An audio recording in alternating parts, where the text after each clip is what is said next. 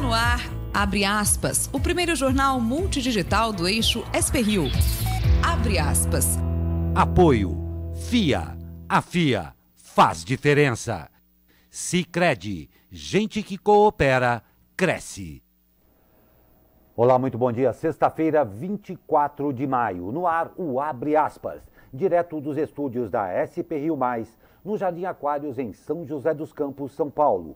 Com transmissão ao vivo pelos Facebooks da SP-Rio+, e do jornal O Vale. Comigo, o jornalista Zé Guilherme. Bom dia, Zé. Bom dia, Glau. Dória cria 11 polos econômicos. 6 estão na região do Vale. Joint Venture Embraer-Boeing já foi batizada. Nova empresa é Boeing Brasil Commercial. Bolsonaro volta a falar de retirada de radares e quer afrouxar regras de habilitação. Concluída a votação da reforma administrativa. O fotógrafo Lucas Lacaz mostra o estágio das obras da Ponte Estaiada na coluna Foto da Semana. E hoje tem a agenda do fim de semana com Gabi Barreto e uma entrevista com o piloto Weber Darros, que conta detalhes de um encontro com o campeão Niki Lauda. Essa e mais notícias logo após o comercial. Fique com a gente.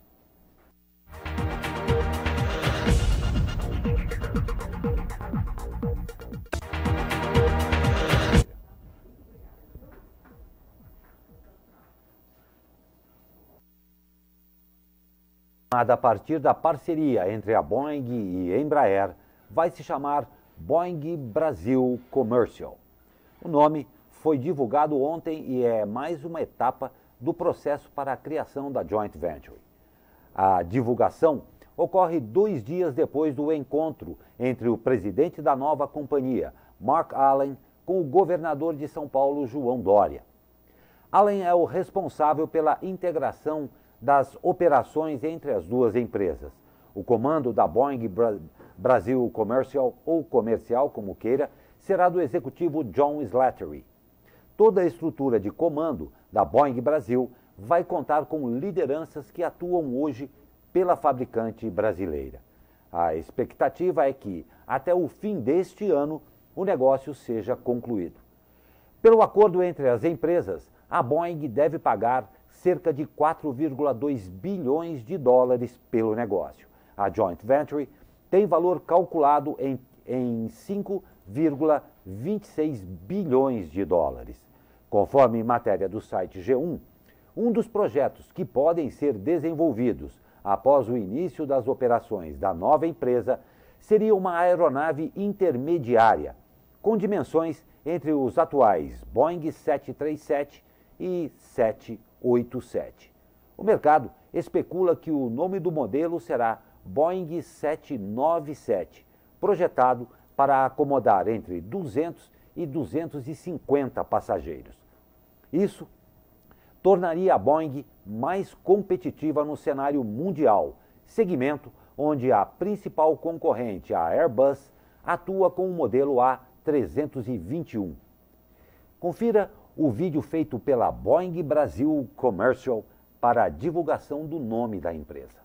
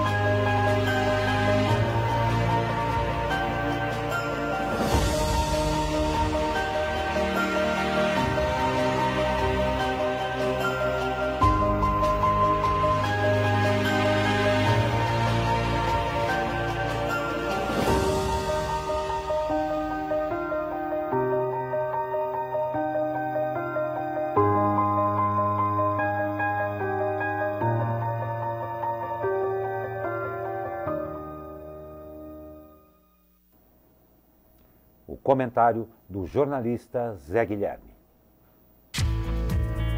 Eis a questão. A Força Aérea Brasileira, a FAB, foi oficialmente favorável ao negócio da Boeing com a Embraer. Mas veja que interessante. O site O Antagonista está divulgando nas redes sociais o que diz ser um parecer técnico sigiloso da FAB, um documento que indica que foi a Embraer que salvou a Boeing e não o contrário, como é a tese que prevalece até hoje no âmbito das justificativas da transação. Segundo os dados alinhavados no documento, era a fabricante americana que precisava do portfólio de aeronaves da Embraer para manter a posição de liderança no mercado mundial.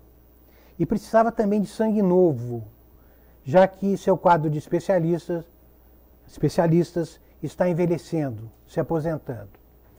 Outro ponto preocupante do documento de 28 páginas da FAB, que pode ser conferido no site O Antagonista, indica que a venda da Embraer comercial poderá condenar a sua área de defesa com o enfraquecimento da sinergia de inovação e dos investimentos.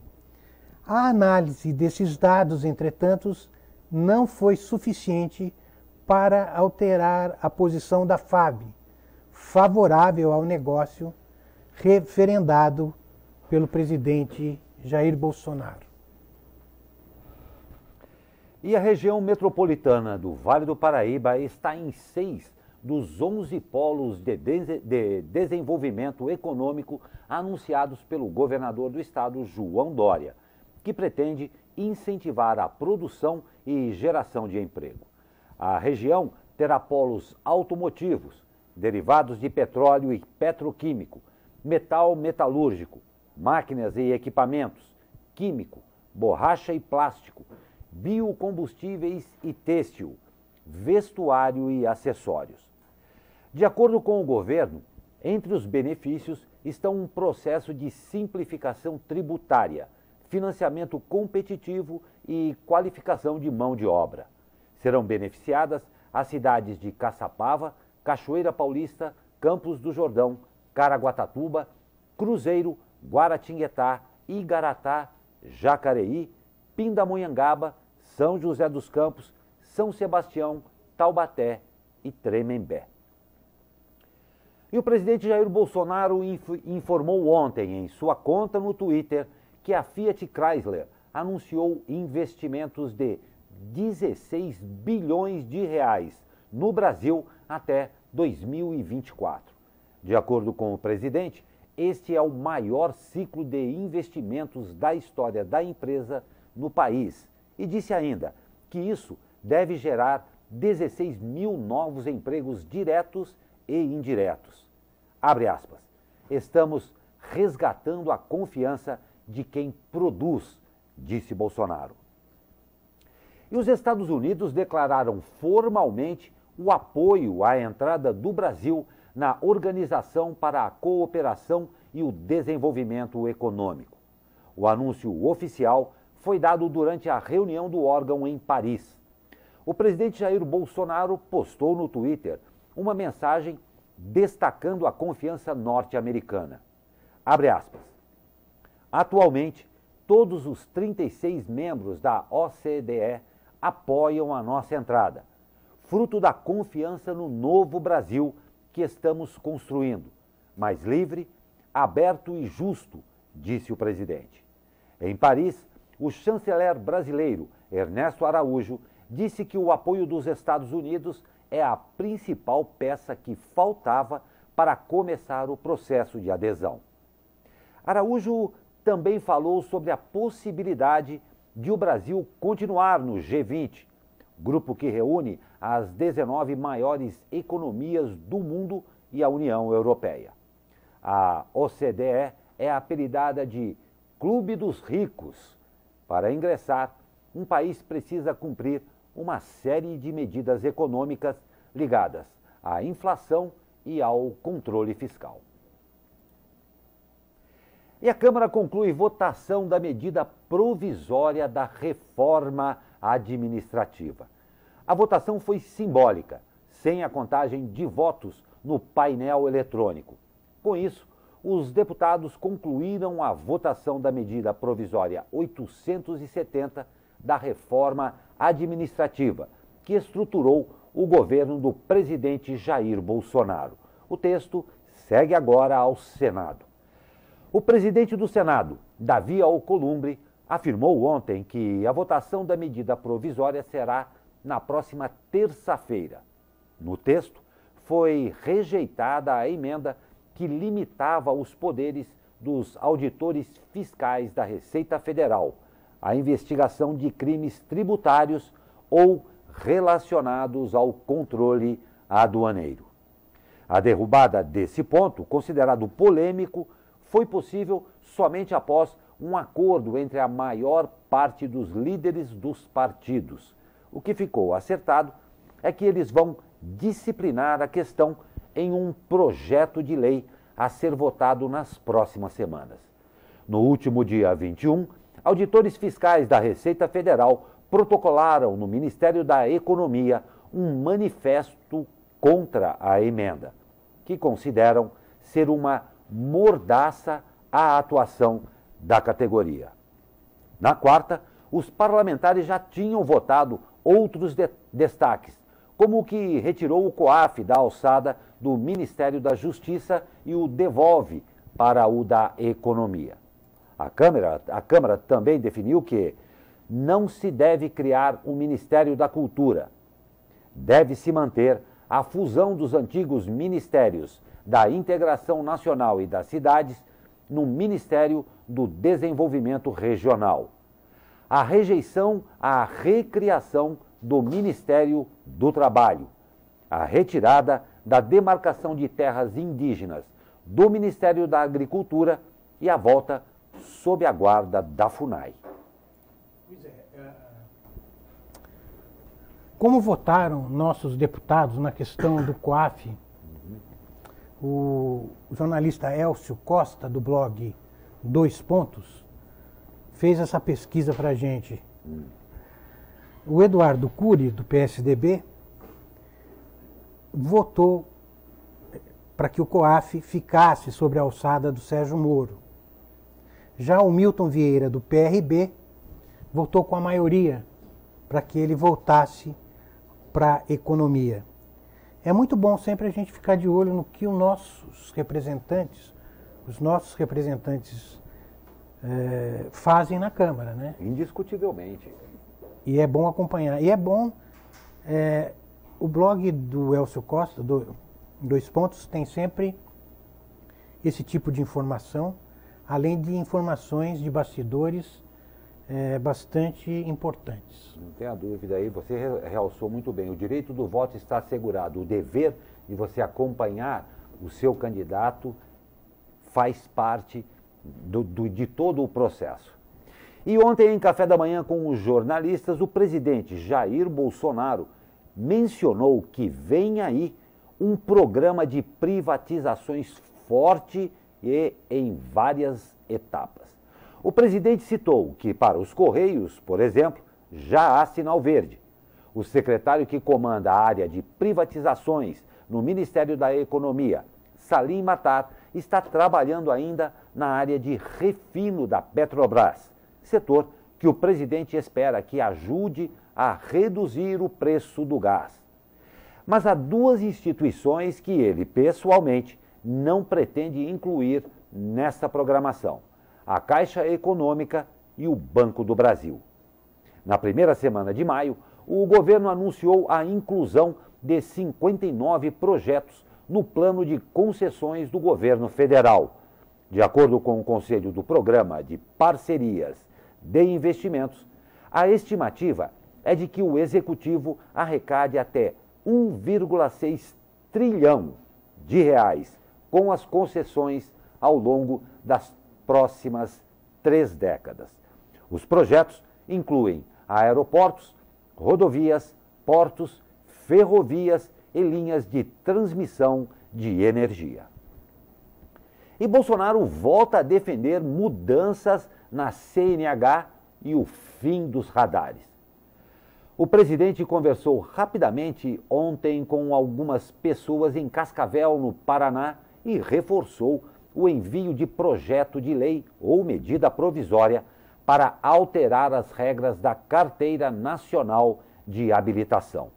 Jair Bolsonaro esteve no Paraná para participar da inauguração da usina hidrelétrica de Baixo Iguaçu, no município de Capanema, mas o mau tempo na região impediu que o presidente conseguisse decolar de Cascavel até o destino. Em um vídeo divulgado pelo Palácio do Planalto, Bolsonaro aparece respondendo algumas perguntas de uma pessoa que reclama da burocracia exigida para a profissão de caminhoneiro. No vídeo, ele diz que irá passar para 40 o número de pontos na carteira, além de alterar a validade para 10 anos de duração.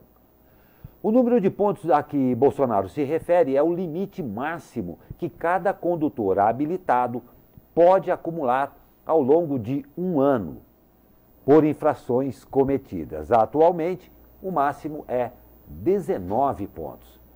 Bolsonaro também criticou o uso de simuladores virtuais na hora de tirar a CNH e disse que a retirada desse processo deveria deixar mais barato a habilitação.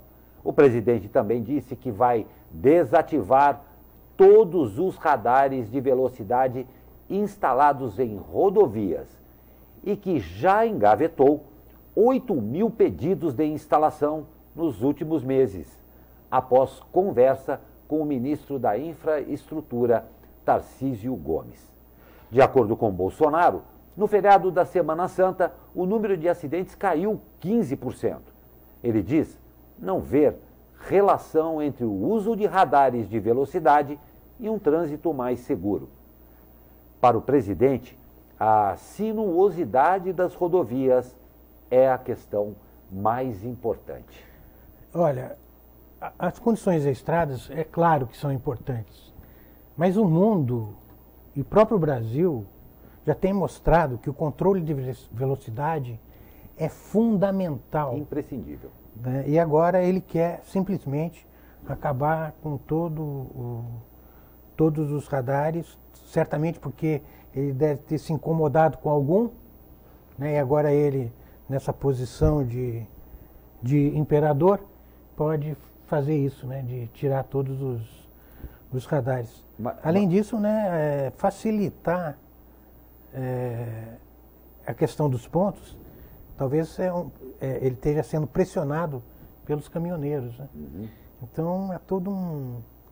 Na verdade, isso é um retrocesso, na minha opinião, é um retrocesso em relação a alguns resultados bons que a gente tinha conseguido na questão da segurança nas estradas. Indiscutivelmente, eu concordo totalmente com você, principalmente com relação aos radares de velocidade. Infelizmente, nós não temos toda essa, aspas aí, educação no trânsito para que isso aconteça. Infelizmente, mas é a pura verdade, creio que essa discussão ainda vai permanecer por bastante tempo aí. E a semana foi marcada por vítimas fatais no trânsito em São José dos Campos. As motos encabeçam a estatística nesse triste cenário. Confira o boletim com a diretora de redes sociais do Jornal O Vale, Júlia Carvalho. Olá, muito bom dia a todos que nos acompanham aqui pelo jornal Abre Aspas. E em apenas 7 horas, 3 acidentes fatais com motos foram registrados em São José dos Campos. Esse saldo trágico da última quarta-feira traduz o que revelam os números do Infociga. Os acidentes com motos são responsáveis por 33,49% das mortes no trânsito da RM Vale. Júlia Carvalho, para o jornal Abre Aspas. Muito obrigado à editora de redes sociais do Jornal O Vale, Júlia Carvalho. E o presidente Jair Bolsonaro faz hoje sua primeira viagem desde a posse em 1º de janeiro a um estado do Nordeste. A estreia do presidente na região está sendo em Pernambuco, com agendas nas cidades de Recife e Petrolina. A agenda prevê compromissos no acervo do Instituto Ricardo Brenan, além de uma reunião do Conselho Deliberativo da Superintendência do Desenvolvimento do Nordeste e da entrega de unidades do Programa Habitacional Minha Casa Minha Vida. Para esta sexta, Bolsonaro deverá debater, junto com governadores da região, um plano regional de desenvolvimento do Nordeste. O Nordeste foi a única região na qual Bolsonaro não venceu no segundo turno da eleição presidencial de 2018. Na oportunidade, o candidato Fernando Haddad, do PT, registrou 69,7% dos votos válidos na região, contra 30,3% de Bolsonaro. Será um teste, né?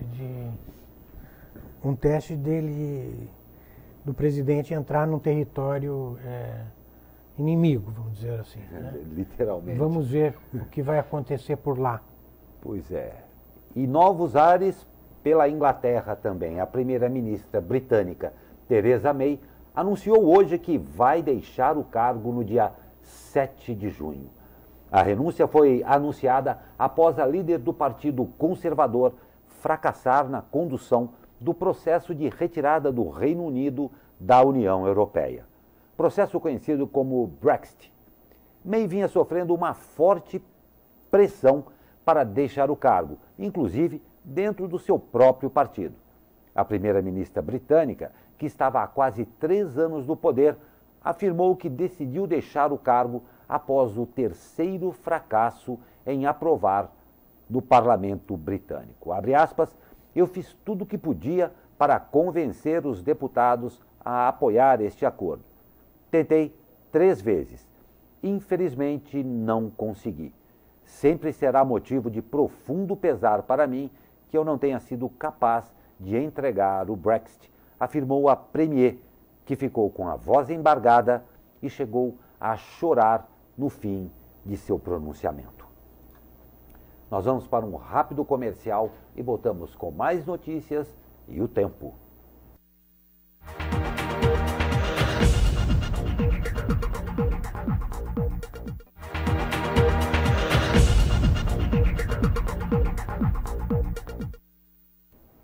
E esse é o Abre Aspas, como você sabe, nós estamos ao vivo pelos Facebooks da SP Rio+, e também do Jornal O Vale, claro, sempre com algumas pessoas nos acompanhando aqui. Eu dou o meu bom dia, o nosso bom dia ao Sérgio Marconato, que nos vê lá em Yunnan, na China, a Débora Oliveira e mais uma série de outras pessoas aqui. A gente agradece e lembrando que nós estamos aqui para interagir com você, tá? Muito obrigado pela audiência. E chegou a sexta-feira, todo mundo quer saber do tempo. E o tempo é com ele, o meu amigo Caio Souza. Fala, Caio Souza, bom dia!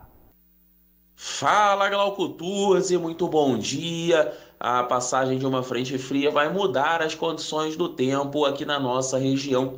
A semana vai terminar com um dia de céu predominantemente nublado. O sol, caso apareça, né, vai ser de forma bem rápida e entre nuvens. E também temos chances de chuva fraca e isolada nas regiões de serra. As temperaturas à tarde não vão subir muito. A máxima prevista para a região do Vale do Paraíba é de 24 graus. Na capital paulista ficaremos com 23, 22 no litoral norte e 18 na Serra da Mantiqueira. A partir da tarde também as temperaturas estarão em declínio acentuado. Geralmente as temperaturas mínimas são registradas durante a madrugada, mas hoje, justamente por conta da passagem dessa frente fria, as temperaturas mínimas vão ser registradas durante a noite. E muita atenção para essa madrugada, pois o frio vai ficar bem intenso, né? Vai ser a primeira onda de frio realmente deste outono. A mínima prevista para a região do Vale do Paraíba é de 11 graus.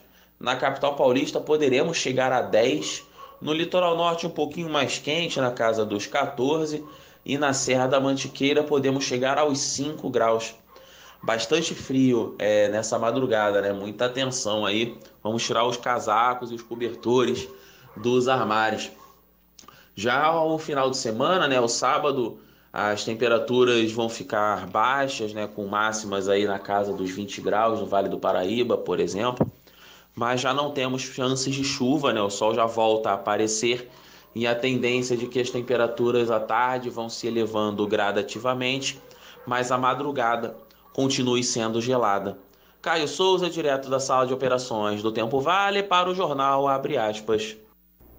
Obrigado, Caio Souza. Obrigado a todos aí da Tempo Vale. E aqui dos altos da Cassiano Ricardo, a gente já verifica, você pode ver aqui atrás de mim, já chove por aqui. E como eu disse a semana passada, não sei se foi a semana passada mesmo, mas eu prevejo mais um final de semana de gordices. Vamos ver séries e vamos comer muito pelo friozinho que vem por aí. E olha que notícia boa. Dados do último levantamento do Instituto Nacional de Pesquisas Espaciais, o INPE, e da Fundação SOS Mata Atlântica, divulgados ontem, apontam que o desmatamento da Mata Atlântica caiu 9,3% entre 2017 e 2018 em relação ao período anterior. Este é o menor desmatamento registrado pela série histórica do documento. O INPE monitora o bioma desde 1985. Dos 17 estados monitorados, 9 estão no nível do desmatamento zero, com desflorestamento abaixo de 100 hectares, que equivale a mais ou menos 1 quilômetro quadrado. Entre eles estão São Paulo e Rio de Janeiro. Que bom. E durante depoimento na Comissão de Meio Ambiente, no Senado, sobre segurança de barragens, o ministro de Minas e Energia, Bento Albuquerque, disse que não tem barragem segura e que esse conceito não existe. Abre aspas. O monitoramento é diuturno e ininterrupto. Tudo está sendo monitorado minuto a minuto e as informações estão sendo passadas às pessoas que têm responsabilidade, competência para tomar as ações e medidas, especialmente para não perdermos vidas humanas, destacou Albuquerque. Dá medo, né? Muito medo. O ministro falando que não tem segurança, que não existe barragem segura. E eu, para falar a verdade, eu não gostei da tranquilidade. Esse conceito não existe, com a frieza até com que ele se expressou aqui. E o Supremo Tribunal Federal impôs restrições ao fornecimento de medicamentos de alto custo que não tenham registro da Agência Nacional de Vigilância Sanitária, a Anvisa. A avaliação predominante dos ministros é o de que a ausência de registro da Anvisa proíbe o fornecimento de medicamento de alto custo. No entanto, os ministros entenderam que é possível justificar a concessão do remédio desde que preenchidos certos pré-requisitos. Ou seja, para os ministros do STF, o fornecimento de medicamento de alto custo sem registro da Anvisa não é uma regra ou uma obrigação do poder público, e sim uma exceção que pode ser feita em certas circunstâncias. O caso tem repercussão geral, ou seja, o entendimento firmado pelo Supremo deve basear decisões tomadas por diversas instâncias judiciais em todo o país. De acordo com o Ministério da Saúde, os 10 medicamentos mais caros para o tratamento de doenças raras representaram 87% do total de 1,4 bilhão de reais gastos com a judicialização da saúde em 2018. E o Supremo Tribunal Federal formou ontem maioria de 6 votos a favor da criminalização da homofobia como forma de racismo. Com esse placar, a decisão pode ser considerada finalizada e volta no dia 5 de julho apenas para os votos restantes. O julgamento começou em fevereiro e foi retomado com as manifestações da ministra Rosa Weber e do ministro Luiz Fux, também favoráveis à criminalização. Com os votos de Weber e Fux, ficou formada a maioria com os votos de Edson Fachin, Alexandre de Moraes, Luiz Roberto Barroso, além do relator Celso de Mello. Em seu voto, Rosa Weber entendeu que a Constituição obrigou o Congresso a aprovar medidas para punir comportamentos discriminatórios, que inclui a condutas direcionadas à comunidade LGBT. Segundo a ministra, o comando constitucional não é cumprido desde a promulgação da Carta Magna em 1988. O caso é discutido na ação direta da inconstitucionalidade por omissão. Essas ações foram protocoladas pelo PPS e pela Associação Brasileira de Gays, Lésbicas e Transgêneros. As entidades defendem que a minoria LGBT deve ser incluída no conceito de raça social e os agressores punidos na forma de crime de racismo, cuja conduta é inafiançável e imprescritível. A pena varia entre 1 e 5 anos de reclusão, de acordo com a conduta. Um dos principais pontos de contemplação do banhado e cenário de selfies com o pôr do sol ao fundo, o mirante da Avenida Anchieta, no Jardim Esplanada, vai passar por revitalização que inclui a troca do assoalho de madeira de 108 metros quadrados e de 34 vigas de sustentação, reforma de toda a estrutura metálica, recuperação dos bancos e do guarda-corpo, além, claro, do paisagismo. Durante a reforma, prevista para ser concluída em 30 dias, o mirante ficará fechado com tapumes para a segurança dos pedestres. E a Avenida Anchieta também fará parte da revitalização com a execução de serviços de jardinagem ao longo da via, pintura de muretas e da área da academia ao ar livre, além de capina roçada em toda a área verde. Indiscutivelmente um cartão postal de São José dos Campos, né, Zé Guilherme? Tradicional. Tradicionalíssimo. Ponte Estaiada, ligação da Avenida Jorge Zarur com as avenidas São João e Cassiano Ricardo em São José dos Campos, já atinge 9% de conclusão e já até começa a aparecer na paisagem da cidade. A obra caminha com planilhas, com máquinas, concretos, sons, tapumes e o que quase ninguém vê, aqueles que fazem tudo acontecer, que é hoje o que a gente tem no Fotos da Semana. Foto da Semana. Lucas Lacaz Ruiz. Pois é, Zé Guilherme, um ensaio bem bacana do Lucas, né? O Lucas mostra um pouco do que está atrás dos tapumes aí, né? Esta brava gente que faz as coisas acontecerem ali, né? E muito interessante mesmo, porque a gente acaba passando pela avenida e tem, obviamente, os tapumes, mas olha só, vejam que coisa, que bacana, tudo o que está por trás daqueles tapumes. É aí que está esse é o grande charme da obra, né? Exatamente, o que já começa a aparecer na paisagem aí de São José dos Campos. E aí os trabalhadores, né?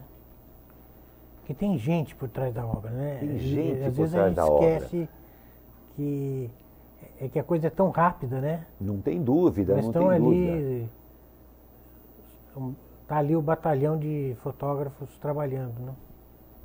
Todo mundo nessa obra, sempre bem bacana o que o Lucas Lacaz, parabéns pela sensibilidade e trazer isso daí que acontece, porque realmente a gente passa ali, tem o tapume e a gente acaba se esquecendo. Legal ter um trabalho como esse para a gente lembrar que atrás de toda obra existem pessoas fazendo com que elas aconteçam e existam, né? E há uma semana do fim da campanha nacional de vacinação contra a gripe, a Prefeitura de São José dos Campos iniciou uma força-tarefa para tentar aumentar a cobertura vacinal em crianças de 6 meses a menores de 6 anos. A cobertura vacinal das crianças ainda está abaixo do esperado, 60,1%, ou seja, 28.751 imunizadas de um total estimado de 47.866.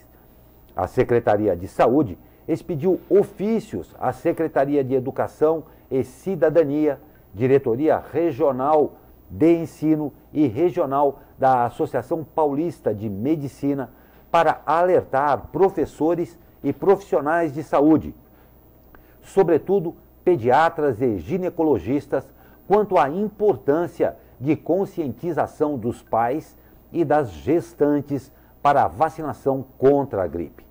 A Central 156 também vai disparar mensagens de SMS para os pais de crianças desta faixa etária cadastrados nas unidades básicas de saúde e que ainda não foram vacinadas, alertando sobre a reta final da campanha. Lembrando que a campanha prossegue até 31 de maio em todas as unidades básicas do município, das 8 horas da manhã às 5 da tarde. E o PROCON multou a EDP em mais de 1,7 milhão de reais pela má qualidade de serviços prestados aos consumidores de São Sebastião. De acordo com a Prefeitura, uma notificação para a prestação de esclarecimentos foi feita à concessionária de energia elétrica em janeiro deste ano, após o recebimento de mais de 100 denúncias da população nos últimos 2 anos. A maioria das reclamações é referente ao não ressarcimento de eletrodomésticos queimados devido à queda de energia e à falta de aviso prévio sobre falta de energia aos consumidores. O PROCON ainda informou que antes de notificar a empresa foram feitas reuniões conjuntas nas quais foram abordadas as obrigações da empresa, que teria apresentado uma defesa não fundamentada aos casos. Procurada, a EDP informou que está ciente e adotará as providências cabíveis ao caso. É sempre uma... Tomará providências, né? Tomará providências. É bem vago isso, né? Vago? Todos nós já vimos esse filme também. Nós vamos para mais um rápido intervalo e já voltamos. Fique com a gente.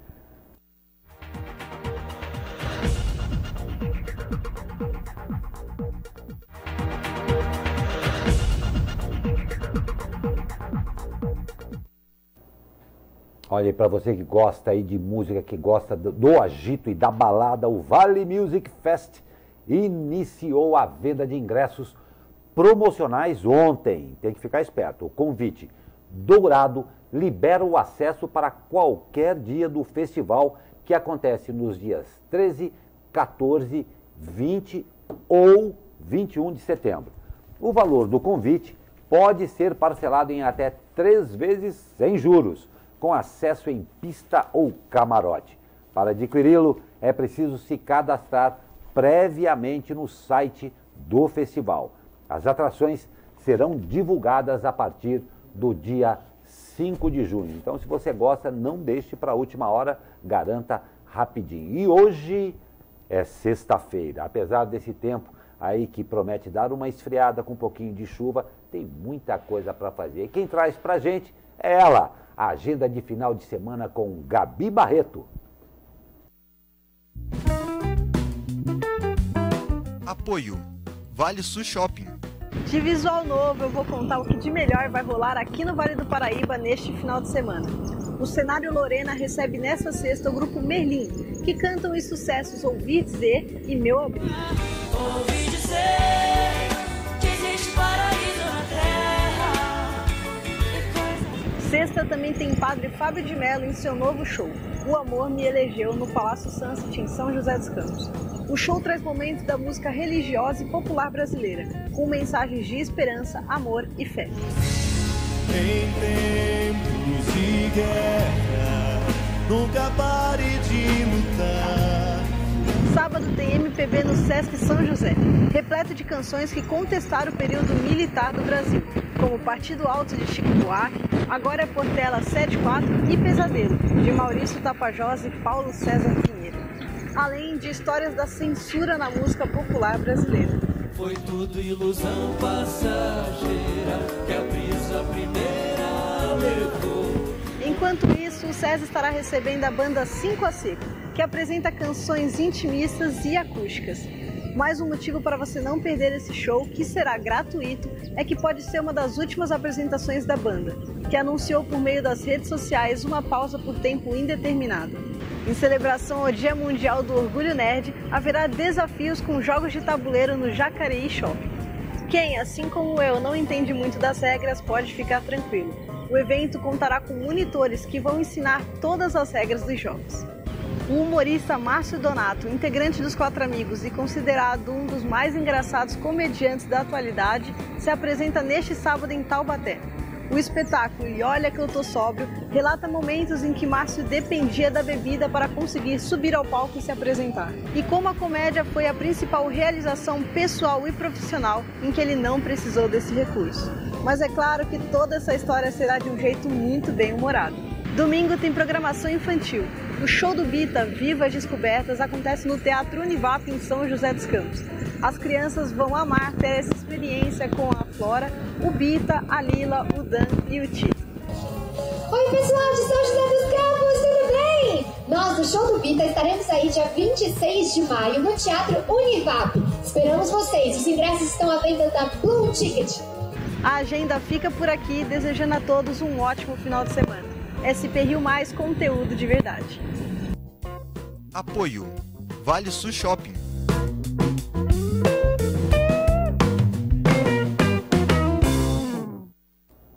Obrigado, Gabi Barreto, pelos toques e um ótimo final de semana para você também. Um beijo. E o polêmico Autódromo do Rio de Janeiro.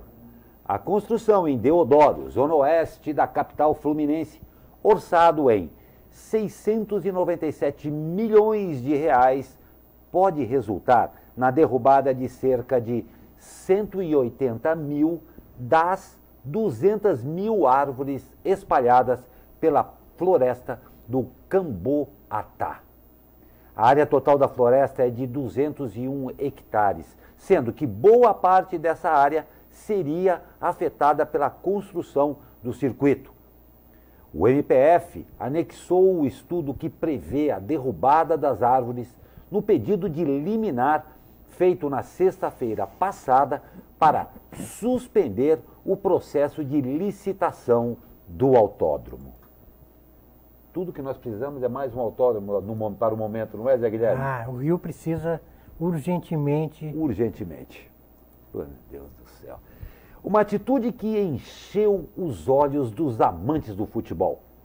Após vencer a equipe do Deportivo Lara-Vez por 2-0 ontem à noite em São Paulo, o Corinthians entregou 27 pizzas e 60 hambúrgueres ao time venezuelano. É que, por conta da crise que assola o país sul-americano, a equipe venezuelana não tinha o que comer depois da partida. Além do lanche, a equipe brasileira presenteou os adversários antes da partida com uma placa e presentes. E não foi só isso, não. A delegação corintiana levará alimentos em um avião fretado para o país que vive uma forte crise humanitária com escassez de alimentos, energia elétrica e combustível. Além disso, a equipe brasileira arcou com todos os custos da viagem dos venezuelanos, tanto ida quanto volta. Será que vão deixar entrar com essa ajuda? Ainda tem mais essa, né? Porque pode ser que eles levem ajuda e o governo do nosso querido Maduro não permita que se entre com isso, né? Exatamente. Vamos ver. E a hora do esporte, primeiro com destaque do dia, para tirar a zica do ar. O São José Futsal recebe hoje o Sorocaba, às 20h15, no ginásio do Tênis Clube em São José, pela sexta rodada da primeira fase da Liga Nacional da modalidade. Os joseenses, comandado pelo técnico Flávio Cavalcante, tem 4 derrotas e 1 empate até agora. Com apenas 1 ponto, está na lanterna e busca o primeiro triunfo no torneio. Boa sorte aí aos joseenses. E os destaques do fim de semana: vencer ou vencer. Há 3 jogos sem vencer no Campeonato Paulista da 4ª Divisão. A Águia do Vale recebe neste sábado o Atlético Mogi, às 19 horas no estádio Martins Pereira, em São José. E para o jogo de amanhã, a diretoria da Águia anunciou uma promoção no preço dos ingressos, reduzindo o valor das arquibancadas de R$20 para R$10, com direito a meia entrada, R$5 só para estudantes credenciados, professores da rede pública e aposentados. Olha aí que legal.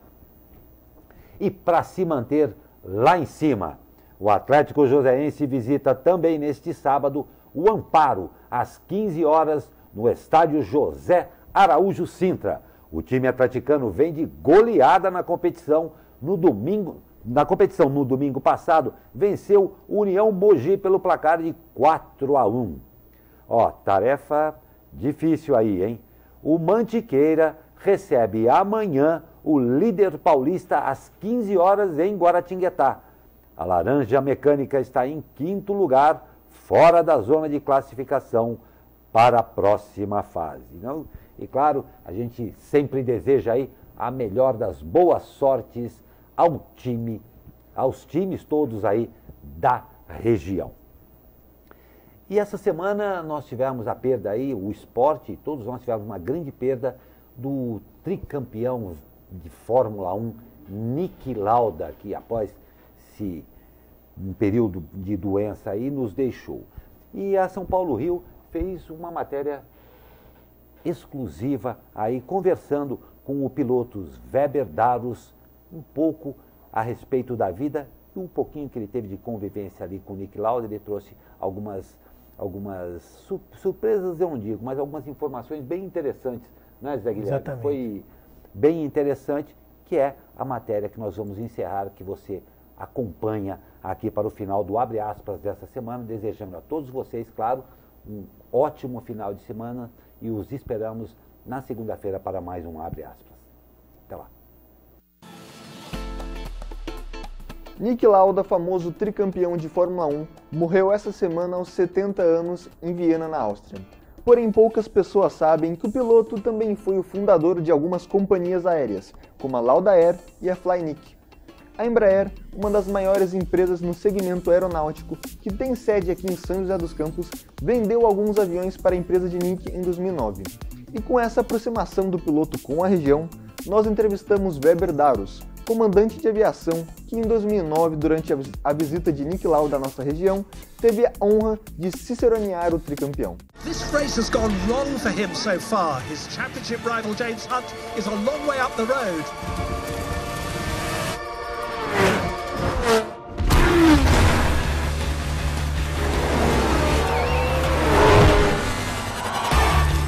Lauda passing car after car. He's just going past Mario Andretti's Lotus there.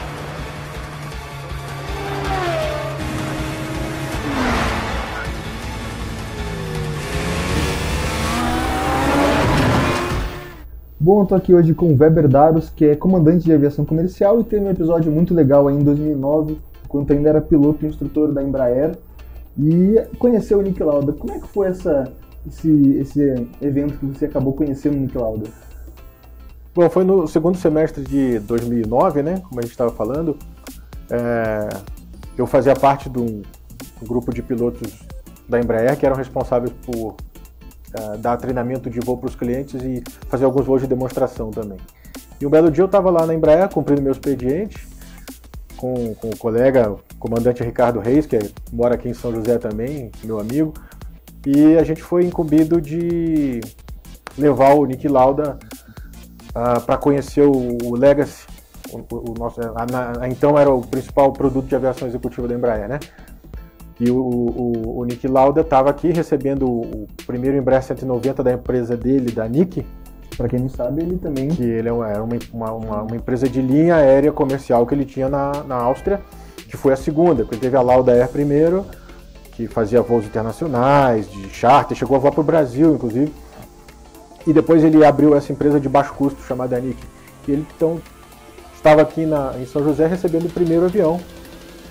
E ele, como ele também tinha um avião executivo, inclusive da concorrente, da Embraer, da Bombardier, eu creio que o pessoal de vendas da Embraer quis apresentar para ele mais um produto, né? Dessa vez um produto da aviação executiva, que era o Legacy, que era o carro-chefe na época, inclusive. E eu e meu colega o Ricardo, nós fomos incumbidos junto com uma equipe da área comercial da Embraer, de fazer um voo de apresentação, levá-lo até o Rio de Janeiro, ficar lá um tempo com ele, um almoço e tal, e trazermos de volta. E para mmim primeiro foi uma surpresa, porque a gente não esperava. Obviamente, estávamos lá trabalhando e de repente pintou essa missão. E, ótimo, né? E eu, desde pequeno, era muito fã dele, porque eu gostava de Fórmula 1, sempre gostei muito de automobilismo, e eu me lembro quando era pequeno, vi uma entrevista dele com o Nelson Dávila, na extinta Rede Manchete do Rio de Janeiro. Me impressionou muito, assim, a figura dele, como ele pensava a respeito das coisas. Eu era bem menino, mas aquilo me impressionou muito. E anos depois eu tive a honra de levá-lo para apresentar a ele um avião que eu pilotava. E um voo rápido, né? São José Rio, vai e volta. No máximo. E um tempo durante permanência no solo lá no Santos Dumont, a gente pôde conversar um pouco, né? E eu que já admirava ele muito, fiquei mais surpreso porque naquele dia a gente tinha com a gente um grande cliente da Embraer, que estava recebendo seu primeiro avião de uma empresa importante na Europa. Nós tínhamos um cara que era cliente da principal concorrente também, com um avião particular dele. Era tricampeão de Fórmula 1, um grande empresário, então você tinha tudo para achar que você estava do lado de um semideus. E o que surpreendeu, que assim, impressionou muita gente, é a simplicidade dele, né? Tem até um traço interessante, eu que sou de uma geração mais nova, a gente conhece o Nick Lauda por causa do filme, né? O Rush, onde ele apresenta traços frios, um pouco muito meticuloso. Sim, ele era, pelo que deu para ver, até durante o nosso briefing é uma pré-eleção que a gente faz antes de ir pro voo, né? Uma pessoa, ele não conhecia o avião, nunca tinha pilotado um Legacy, mas nunca tinha voado dentro de um Legacy, mas é um cara que ele se mostrou extremamente meticuloso. Aí as pessoas confundem isso com frio, né? Assim. Mas não é, ele era um cara extremamente meticuloso, um cara que a gente via assim, que planejava tudo nos extremos detalhes, extremamente detalhista e muito exigente. Muito exigente. Tá? Talvez até com ele mesmo. Mas isso não excluiu ele de ser uma pessoa extremamente simples no trato entre pessoas, e o que eu estava lá, de repente eu não me vi mais como um empregado de uma fábrica da qual ele era um empresário cliente. Eu vi, de repente ali a gente estava entre dois colegas de aviação, falando sobre aviões, de experiências diferentes e tudo mais. Você demonstrou humilde, então. Extremamente pé no chão e sem precisar vender uma imagem ou fingir alguma coisa que não era aquele falso humilde, né? Que tem muito por aí, né? Tem muito por aí. E uma pessoa que você realmente sentia que você estava na presença de um cara diferente. Assim. E assim, falando um pouco dessa conversa que vocês tiveram aí, na ida até o Rio de Janeiro, teve algo que chamou a sua atenção, desde os tempos que ele falou de Fórmula 1 ou da própria aviação? Alguma frase que ele tenha falado que marcou você? Bom, eu me lembro de ter conversado com ele. Bom, primeiro que ele é um cara que demonstrou ter um conhecimento profundo de aviação. Tanto da parte comercial quanto técnica. Um piloto muito experiente. E ele era de fato um piloto muito experiente. Ele voava, ele fazia questão de voar em todos os aviões que a empresa dele operou. Então ele se qualificou como comandante no Boeing 777, no Boeing 767, do qual eles até tiveram um acidente muito grave, onde morreram todos os ocupantes na Tailândia, na primeira empresa que ele teve, que foi a Lauda Air. E boatos aí que ele inclusive descobriu aconteceu até antes da própria investigação, né? A investigação estava... Eu acho que eu era bem garoto na época, mas a investigação, pelo que a gente lê hoje em dia, estava se arrastando e ele praticamente se mudou da Áustria para Seattle, para a fábrica da Boeing, e se internou lá dentro, no pé dos engenheiros da Boeing, até eles realmente descobrirem e provarem por A mais B que o problema tinha sido no equipamento deles, inclusive, e não havia sido uma responsabilidade única exclusivamente dos aviadores dele, que ele defendeu muito os aviadores dele, da empresa deles, coisa que pouca gente faz. E durante a conversa você chegou a citar aqui antes para mim que ele sofreu um acidente muito sério na pista da Alemanha, que ele teve grande parte do corpo queimado, queimador de 3º grau, e ele admitiu para você que chegou a ter medo de correr novamente. Eu falei, quando eu era garoto, eu vi uma entrevista dele com o jornalista Roberto Dávila, e até eu conhecia muito pouco da vida dele e tudo, né? Naquela época ele estava correndo contra os maiores nomes da Fórmula 1, né? Foi na última temporada que ele correu contra Senna, iniciando a carreira, mas contra Prost, contra Piquet e contra Mansell no auge das suas carreiras, e foi campeão. E eu me lembro dessa entrevista que eu vi na TV quando eu era garoto com ele falou muito do acidente, ele é muito desfigurado, né? E uma coisa que é muito interessante, que mostra um pouco a simplicidade do cara, um modo muito pragmático com que ele se demonstrou viver naqueles minutos que eu convivi com ele. Ele não quis fazer nenhuma cirurgia para voltar à aparência anterior. Ele falava que aquilo era algo... Era a marca da vida que tinha que estar lá. E eu perguntei para ele, né, como foi voltar a correr depois do acidente, e ele falou que ele simplesmente morria de medo, era quase um medo incontrolável. Tinha medo de correr novamente? Interessante. E só muita insistência mesmo que fez ele perder o medo, né?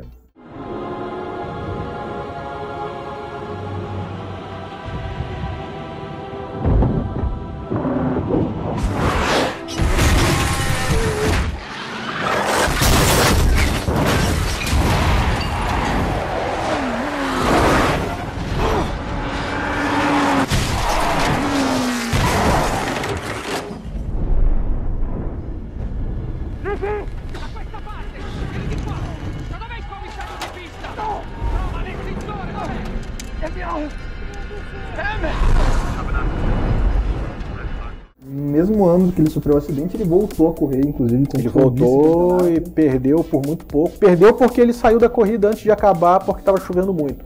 No Grande Prêmio do Japão. No campeonato, inclusive, mesmo várias corridas fora, ele estava com uma pontuação muito à frente. Exatamente. E assim, tudo na vida a gente aprende, e se a gente for aprender com o Niki Lauda, tem umas coisas muito interessantes que ele falou. Ele chegou a falar para o próprio Enzo Ferrari, que foi dono da Ferrari, que o carro da Ferrari era um lixo. Isso pra gente surpreende um pouco. E pro avião da Embraer, o que ele falou? Eu não sei se ele falou que... Não sei se ele usou o termo lixo pro comendador Enzo Ferrari, né? Mas eu li na biografia dele já que ele manifestou a sua insatisfação com o carro, né? Bom, perguntei pra ele o que ele tinha achado do produto do avião da Embraer, que eu apresentei para ele, né? Eu e nossa equipe toda, né? Eu falando aqui, parece que só eu estava no dia. Nós éramos uma equipe composta por outro piloto e pessoal de venda da Embraer. E ele se mostrou bem impressionado com a capacidade de realizar mais coisas em cima do mesmo projeto, que é o que a Embraer fez isso. Ela tinha o jato Legacy é uma evolução de um avião regional. Agora, com relação ao avião de passageiro da empresa dele, Niki, que ele veio receber, eu não sei porque eu não estava quando ele conversou com os engenheiros, né? Mas com certeza ele teve uma boa impressão, porque comprou vários. Bom, e pra gente encerrar, infelizmente o Niki Lauda nos deixou essa semana. E você, agora perguntando mais pessoalmente, você como parceiro de profissão, piloto e também fã de automobilismo, o que mais te marcou nessa conversa que você teve com o Niki Lauda? O que Niki Lauda representa pra você? Bom, eu sou fã dele desde garoto, né? Então pra mim foi foi um prêmio poder conviver com ele um pouquinho, nem que fosse por um dia, né? Metade de um dia. Mas, primeiro, ele era realmente tudo que eu imaginava que ele era, assim, em termos de um cara muito simples, apesar de ser a celebridade, né, que ele foi, e tá num momento ali naquele dia na Embraer como uma celebridade, um cliente, que a Embraer trata os clientes dela realmente muito bem. Mais um cara... O que eu tive comigo ao meu lado naquele dia no avião foi um outro companheiro de profissão. Um piloto. Um piloto muito minucioso, muito estudioso e um cara muito pragmático que não precisava fazer nada para impressionar ninguém. A presença dele já era impressionante. Você sentia que você estava na presença de uma pessoa realmente, um cara que foi um exemplo de superação, um cara que eu acho que conviveu em dois meios que são dominados por uma vaidade extrema, um que é a Fórmula 1, o outro que é a aviação. Um meio que é cheio de primadonas, dois meios que são cheios de muito estrelismo e tudo mais, e um cara que tinha tudo para ser uma estrela e não carregava nada de estrela. Ele simplesmente era campeão na maneira de ser. Um cara impressionante. Muito obrigado, então, Weber, com essa lição de humildade então, que Niki Lauda deixou, a gente termina mais essa entrevista. Muito obrigado pela sua presença e para continuar acompanhando essas e outras entrevistas, só fica ligado no portal SPRio+. Obrigado.